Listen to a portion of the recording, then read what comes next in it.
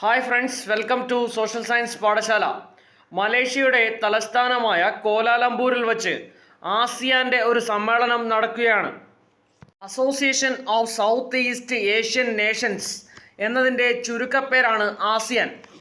ആസിയാനിൽ ഇതുവരെ 10 അംഗങ്ങളാണ് ഉണ്ടായിരുന്നത്. കോലാലംപൂരിൽ വച്ച് ഒരു പുതിയ രാജ്യം കൂടി ആസിയാനിൽ അംഗമായി. ഇതോടുകൂടി ആസിയാൻ അംഗരാജ്യങ്ങളുടെ എണ്ണം 11 ഉയർന്നിരിക്കുകയാണ്. 1967 ആസിയാൻ രൂപം കൊള്ളുന്നത്.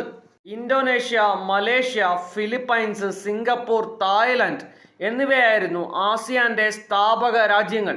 ഈ രാജ്യങ്ങൾ തായ്ലാൻഡിലെ ബാങ്കോങ്ങിൽ സമ്മേളിച്ച് ഒരു ഡിക്ലറേഷൻ സൈൻ ചെയ്തു.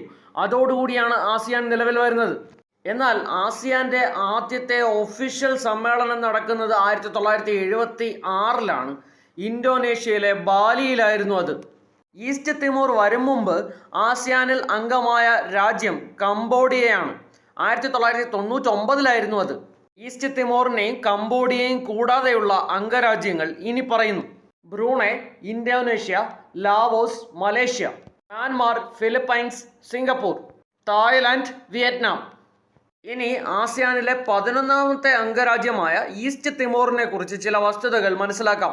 രാജ്യത്തിന്റെ തലസ്ഥാനം ദില്ലിയാണ്. ദില്ലി, DILI. ഏഷ്യയിലെ ഏറ്റവും പ്രായം കുറഞ്ഞ രാജ്യമാണ് ഈസ്റ്റ് തിമോർ. 2002 ഈ രാജ്യം നിലവിൽ വരുന്നത്. ഏകദേശം 400 വർഷക്കാലം പോർച്ചുഗീസ് അധിനിവേശത്തിന്റെ കീഴിൽ ആയിരുന്നു ഈസ്റ്റ് തിമോർ. 1975 പോർച്ചുഗീസുകാർ കളമൊഴിഞ്ഞെങ്കിലും ആ രാജ്യത്തിന് സ്വതന്ത്രമായി നിൽക്കാൻ സാധിച്ചത് ഏകദേശം 9 ദിവസം മാത്രമാണ്. ഇന്തോനേഷ്യ ഈസ്റ്റ് തിമോറിനെ തങ്ങളുടെ കോളനിയാക്കി മാറ്റി.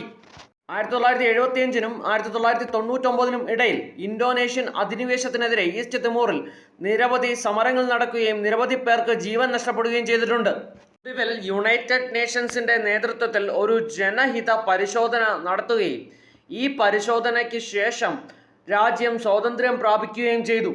ഇന്തോനേഷ്യൻ അധിനിവേശ കാലത്ത് രാജ്യത്ത് സമാധാനം പുനഃസ്ഥാപിക്കുവാൻ നേതൃത്വം നൽകിയ വ്യക്തിയാണ് ജോസ് റാമോസ് ഹോർട്ട.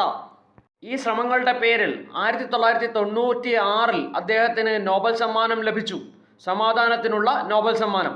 ഇപ്പോൾ ഈസ്റ്റ് തിമോറിന്റെ പ്രസിഡന്റ് അദ്ദേഹമാണ്.